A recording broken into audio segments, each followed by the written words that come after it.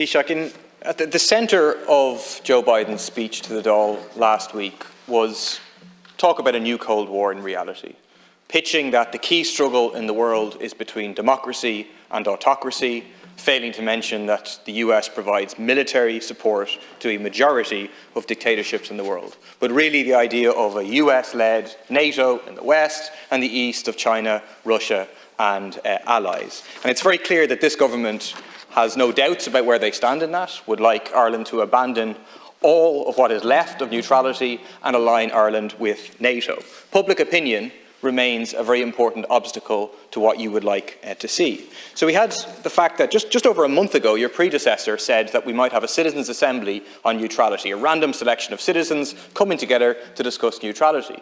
That was then downgraded last week into a special forum on neutrality, inspired by the principles of the Citizens' Assembly. But I assume that the key principle, i.e. a random selection of citizens, has been abandoned because you're scared of the people's opinion on this matter. In relation to President Biden's visit, I think it's important not to forget that he was an invited guest.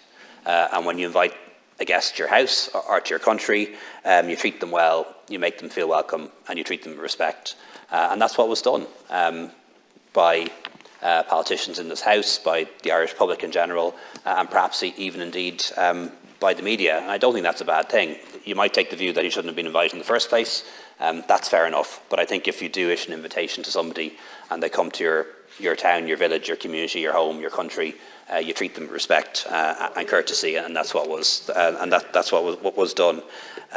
We didn't have time in our meeting to discuss the situation in Israel or Palestine, but there were other meetings. Secretary Blinken was present in Ireland as well as other senior White House staff, so it may have come up in other meetings that I wasn't party to.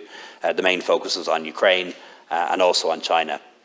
And I have to say the President was very clear that he's not seeking a new Cold War with China, nor does Ireland or Europe want to be caught in the middle of a Cold War between the USA and China. But he does want a rules-based international order based on democracy and liberty and territorial integrity and freedom and the values that we share with America.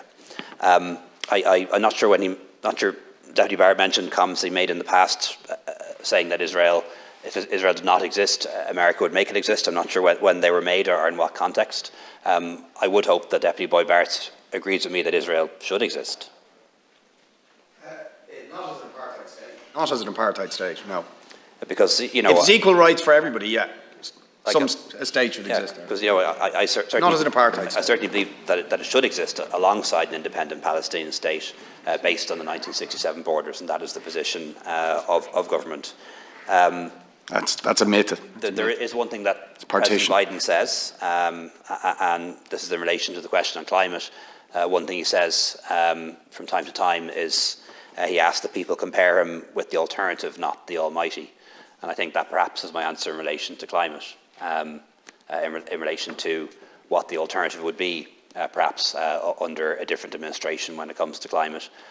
We don't have a choice when it comes to who people select as their president or as their government. That's the sovereign right of any independent country.